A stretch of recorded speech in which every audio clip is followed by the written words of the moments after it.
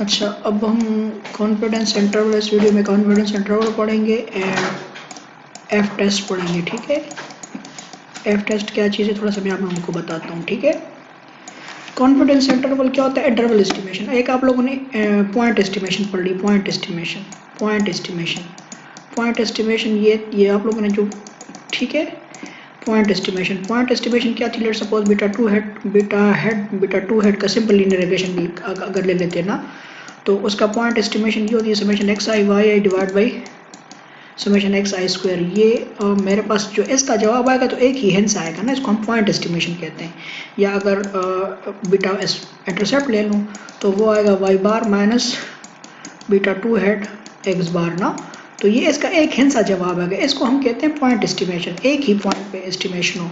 ठीक है, एक होती है इंटरवल कि जी इसका जवाब बीटा टू का जवाब, लेट सपोज मैं कहता हूँ जी इसका जवाब 0 से 4 तक आ सकता है। ठीक है, तो इसको हम कहते हैं interval estimation.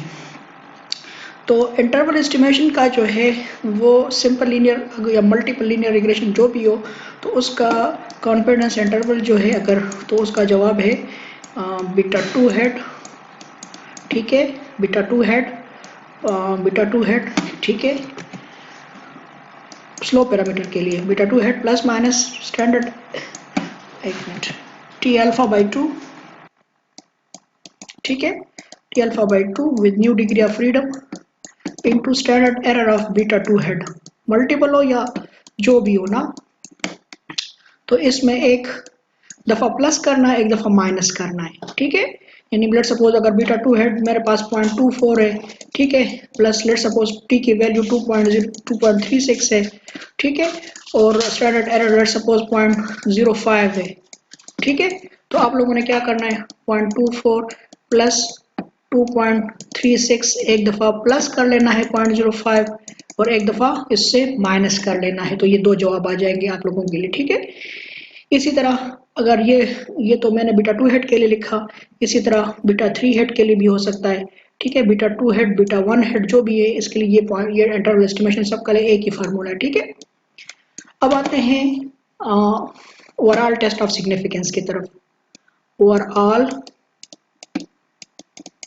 Test of significance,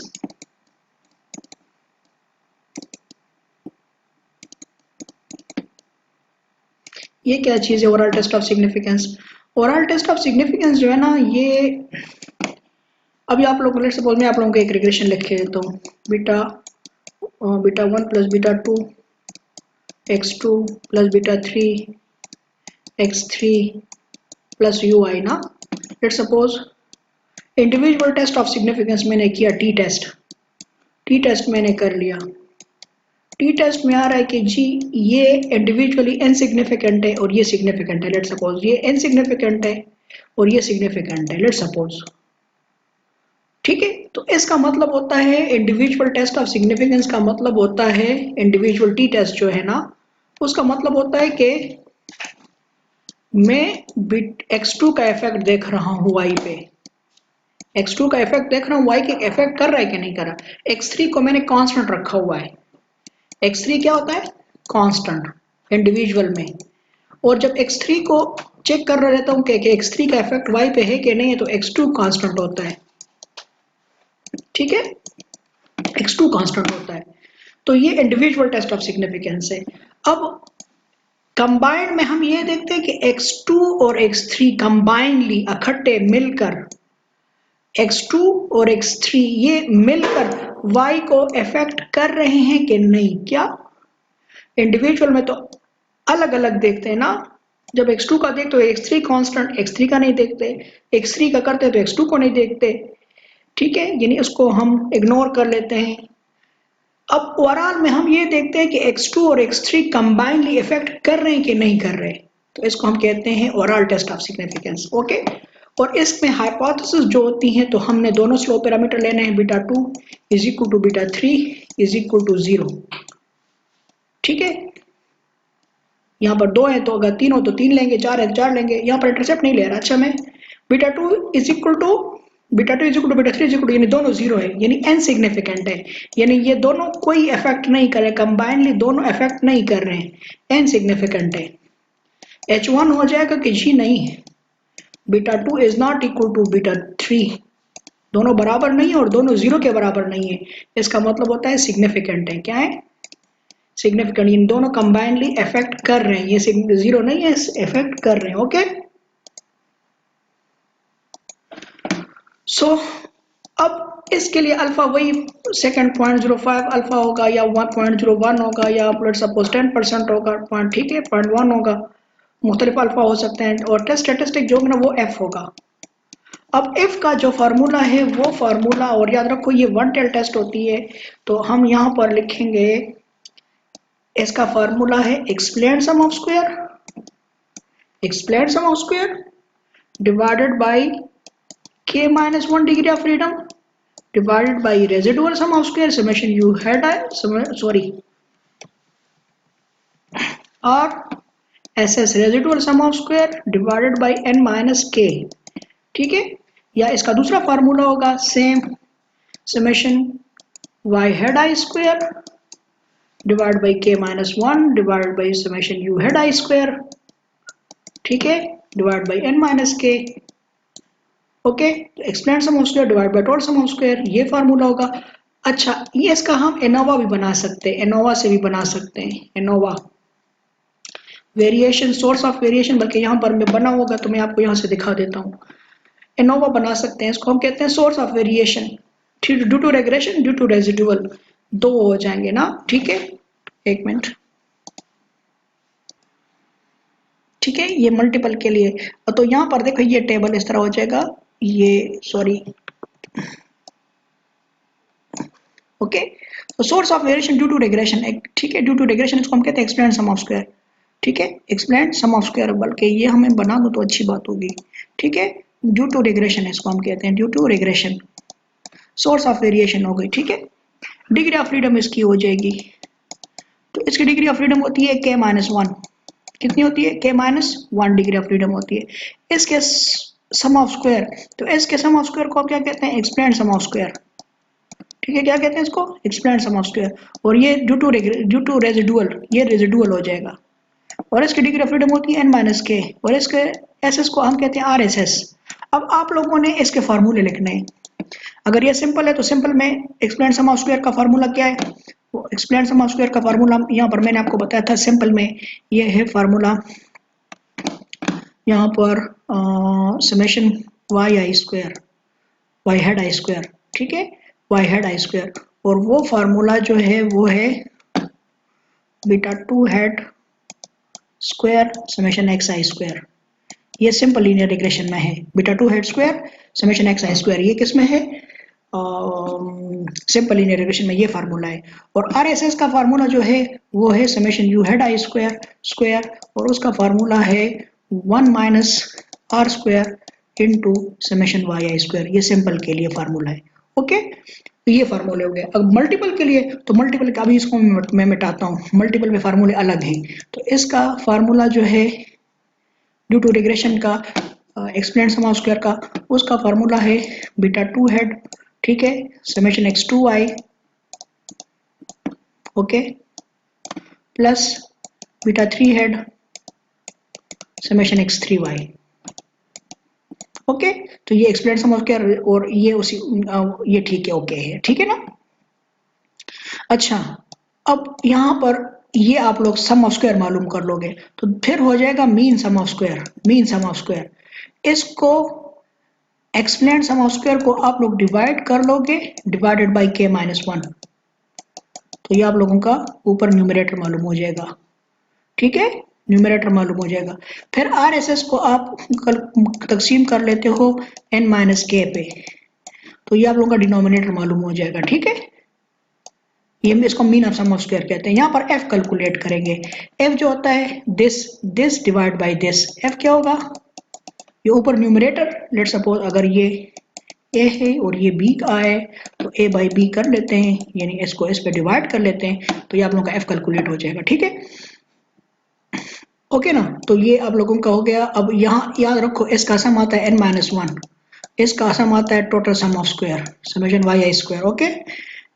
इन दोनों को जमा करोगे ना, सॉरी ये यस, इन दोनों expand sum of square plus residual sum of square is equal to total sum of square, ये किसके बराबर आएगा? टोटल सम ऑफ स्क्वायर के बराबर आएगा, ठीक है ना। तो ये आप लोगों का ये मल्टीपल में है, मल्टीपल में ये चीज मालूम हो जाएगी। तो आप लोगों ने फिर क्या कर लेना है, फिर आप लोगों ने एफ कैलकुलेट कर लेना है, ठीक है, एफ कैलकुलेट करना है, ओके। एफ कैलकुलेट हो जाएगा, तो जब एफ कैलकुलेट हो जाएगा ना, ठीक है, तो आप क्रिटिकल रीजन हम करेंगे, क्रिटिकल रीजन, तो मैं लिखूंगा reject H not, reject H not F, F is F, ठीक है, F alpha, alpha new 1 new 2 degree of freedom is greater then, नहीं सॉरी ये इस तरह नहीं है, ये F calculated, reject is not F, F calculated is greater then F alpha new 1 new 2 degree of freedom. अब यहाँ पर एफ कैलकुलेटेड तो आपके पास उधर ऊपर आ गया एफ अल्फा, लेट सपोज 0.05 है, न्यू 1 कौन सी डिग्री ऑफ फ्रीडम है, न्यू 1 के माइनस 1 है, न्यू 1 क्या है, डिग्री ऑफ फ्रीडम पहले आपके पास क्या है, के माइनस 1, न्यू 2 क्या है, एन माइनस के, ओके। तो ये आप लोग चेक कर लोगे, ओके। अभी इस पे न्यूमेरिकल करते हैं, न्यूमेरिकल को देखो इधर, ठीक है, मैं मल्टीपल पे चुके वो जो मैंने एग्जांपल किया उसी पे करते हैं, ठीक है। तो एच नॉट मेरे पास हो जाएगा beta 2 is equal to beta 3 is equal to 0, और एच वन हो जाएगा कि जी नहीं है 0, beta 2 is not equal to beta 3 is not equal to 0। Significant insignificant वाली बात हो जाएगी, इनसिग्निफिकेंट सिग्निफिकेंट अल्फा 0.05 लेते हैं, मैं डायरेक्ट एफ कैलकुलेट करता हूँ, एफ तो यहाँ है explain sum of square divide by k minus 1, और यहाँ हो गया R S S divided by n minus k. अब यहाँ देखें इधर, मैं यहाँ पर एग्जाम्पल की तरफ आता हूँ, ठीक है, यहाँ देखें इधर यहाँ पर ये मेरे पास समेशन वाई है स्क्वायर, ये टेबल में, ये टेबल में देख लें जो मालूम कितना समेशन वाई है, ये टोटल सम ऑफ स्क्वायर है, समेशन वाई स्क्वायर 47.71, तो ये आप लोग कैलकुलेट भी कर सकते हो, ठीक है। तो यहाँ पर मेरे पास टोटल सम ऑफ स्क्वायर कितना है, ठीक है, टोटल सम ऑफ स्क्वायर 47, ठीक है, 47.71, ठीक है, ये मेरे पास total sum of square, okay. और रेजिडुअल सम ऑफ स्क्वायर जो है ये देखो 4.6, रेजिडुअल सम ऑफ स्क्वायर कितना है, आर एस एस 4.606, ठीक है।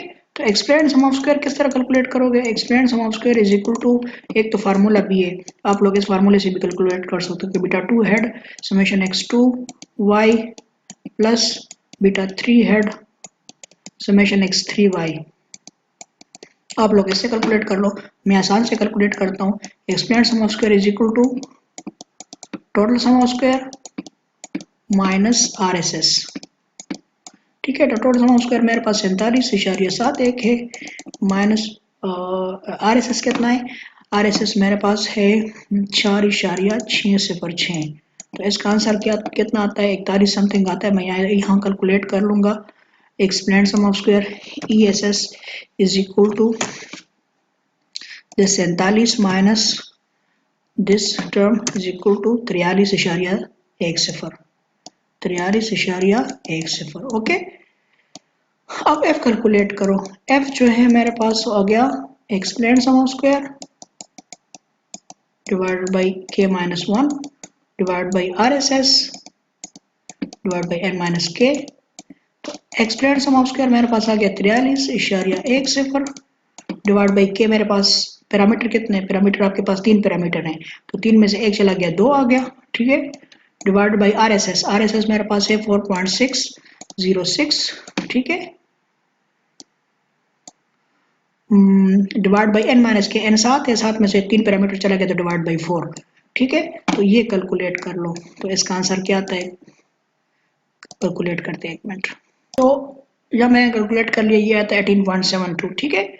अभी फिफ्थ में जाएंगे, रिजेक्ट क्रिटिकल रीजन में लिखूंगा reject H not F, F calculated is greater then F 0.05 new 1 degree of freedom and new 2 degree of freedom, एक डिग्री ऑफ फ्रीडम 2 आ रही है, दूसरी 4 आ रही है, ठीक है। तो अब इसकी वैल्यू क्या है, F calculated reject is not F calculated. अब टेबल में जाना है, तो टेबल मैंने यहाँ पर पहले से निकाला हुआ है। यहाँ देखें इधर अपेंडिक्स में चले जाए, अपेंडिक्स डी, ठीक है। Appendix D statistical table 880 number page है। तो यहाँ देखें इधर एफ टेबल है ये, ठीक है। तो यहाँ पर एक यहाँ डिग्री ऑफ फ्रीडम लिखे हैं, तो ये डिग्री फॉर न्यूमरेटर है, और एक इस साइड पे डिग्री ऑफ फ्रीडम है, ये डिग्री फॉर डिनोमिनेटर है। तो डिग्री ऑफ न्यूमरेटर देख लें, न्यूमरेटर में कौन सा डिग्री ऑफ फ्रीडम है, 2। न्यूमरेटर का मतलब क्या है, यहाँ देखें इधर ऊपर देख लें इधर, ये इसकी डिग्री ऑफ फ्रीडम ये 2 डिग्री ऑफ फ्रीडम है न्यूमरेटर में, और डिनोमिनेटर में 4 है, ठीक है। तो यहाँ देखें 2 न्यूमरेटर में देख लिया और 4 डिनोमिनेटर में देख लिया, ठीक है। तो यहाँ पर मेरे पास ये चीज आ गई 2 और 4। अब ये मेरे पास वैल्यूज हैं, ठीक है। ये वाला नहीं, ये मेरे पास वैल्यू है, ठीक है। ये 2, ये 4 पॉइंट दिस, ठीक है, एंड दिस। तो यहाँ न्यूमरेटर 2 आ गया और यहाँ पर 4 है। अब यहाँ पर 4 वैल्यूज हैं, यहाँ 4 के सामने 4 वैल्यूज हैं। तो एक ये 25% है, एक 10% है, एक 5% है, एक 1% है। तो चूंकि मैंने अल्फा 0.05 लिया है, तो यहाँ देखें ये वाली मेरी कौन सी क्रिटिकल रीजन आ गई, 6.94, ठीक है। तो यहाँ पर मैं लिखूंगा 6 पॉइंट, ये एफ मिटा दें, ठीक है। यहाँ पर मैं लिखूंगा 6.94, ओके। तो चूंकि अभी वैल्यू देखें 18 है मेरी कैलकुलेटेड, तो मैं लिखूंगा कि T F calculated is greater than 6.94, so we reject H naught. 6 क्या हो जाएगा, वी यहाँ लिख लोगे कि ये ज्यादा है, तो वी रिजेक्ट एच नॉट। तो जब एच नॉट रिजेक्ट हो गया, तो क्या हो गया कि मेरे पास क्या है, सिग्निफिकेंट है, यानी कंबाइनली। तो यहाँ पे लिखूंगा रिजल्ट मेरा क्या आ गया, x2 x3 combinedly affect y, ठीक है। इन दोनों का सिग्निफिकेंटली इफेक्ट है, y को सिग्निफिकेंटली इफेक्ट कर रहा है, ठीक है। So this is the end of your this, ठीक है। ये आप लोगों का हो गया testing of significance of individual coefficient, testing and significance of the model as a whole, okay.